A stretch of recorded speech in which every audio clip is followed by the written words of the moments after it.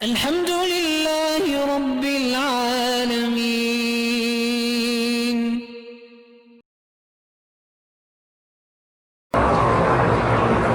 میری بیٹی جو ہے وہ پہلے بالکل ٹھیک تھی، شادی کے 2 سال بعد طبیعت خراب ہونے لگی۔ بہرحال اللہ عالم، ہو سکتا ہے کہ جادو بھی ہو، لیکن وہ جادو یا جن پہلے کیوں نہیں آیا، شادی کے بعد کیوں آیا؟ انتظار کرتا ہے۔ پہلے اپنے داماد کو لے جاؤ، اس کا ٹیسٹ کراؤ، وہ عورت کے قابل بھی ہے کہ نہیں۔ کئی لوگ ہیں جو اپنے عیب کو چھپائے رکھتے ہیں، لڑکیاں بیچاری پاگل ہو جاتی، ان کو ہسٹیریا ہو جاتا ہے، جس کو آپ کہتے ہیں جن ہے یا بھوت ہے۔ کچھ نہیں، نہ کوئی جن ہوتا ہے نہ کوئی بھوت ہوتا ہے۔ بار چیک اپ کریں۔ اس کا علاج یہ ہے کہ ہیڈ فون لگا کے سورۃ البقرہ سنتی رہیں۔ اگر وہ کوئی جادو ہے تو ایسے نہیں ہوگا، آپ اپنے داماد کا چیک اپ کروائیں۔ کہتے جی کہ میاں بیوی دونوں عمرے پہ آئے ہوئے ہیں، دونوں نے عمرہ کر دیا، فارغ ہو گئے، تو کیا میاں بیوی آپس میں مل سکتے ہیں؟ کیوں؟ یعنی عمرے کے بعد طلاق ہو جاتی ہے کیا؟ تو بڑا فائدہ ہوا، عمرے پہ آیا، بیوی گئی، پتہ نہیں کیوں ان کا کر بھائی پاک جگہ ہے نا، تو تم کون سا گناہ کر رہے ہو؟ پاک جگہ پہ گناہ حرام ہے، حلال تو حرام نہیں۔ اور یہاں مکے میں جتنے مدینے میں بچے پیدا ہوتے ہیں یا آسمانوں سے گرتے ہیں، کھجوروں پہ لگتے ہیں۔ اللہ کے بندے، یہاں تو 4 بیویوں کے بغیر گزارا نہیں ہوتا، زمزم کی طاقت ہے۔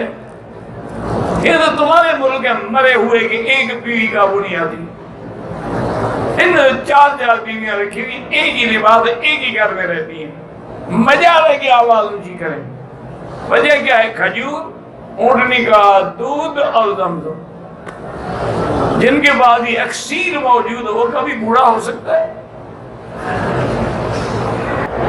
میں گھر میری بیوی بچی ماں رہتی ہے، ماں پردے کی وجہ سے جھگڑا کرتی ہے، بیوی مکمل پردہ، کزن وغیرہ سے، یہی کزن تو بزن کرتے ہیں، ان سے پردہ ضروری ہے۔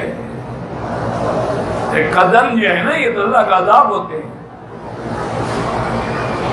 بالکل کسی کو نہ آنے دو۔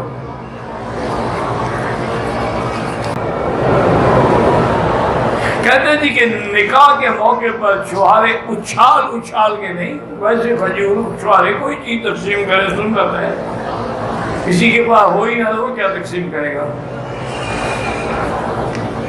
حضور نے فرمایا تھا نا ایک صحابی سے کہ بھی تیرا نکاح میں کر دیتا ہوں، جاؤ کچھ تو ڈھونڈ کے لے آؤ۔ نے کہا آپ سے کیا ڈھونڈ لے؟ آپ نے فرمایا میں سے تو خاتم من حدید ہے، چاہے لوہے کی انگوٹھی، حالانکہ لوہے کی انگوٹھی حرام ہے، مانا معمولی سی چیز۔ نے کہا میرے پاس وہ بھی نہیں ہے،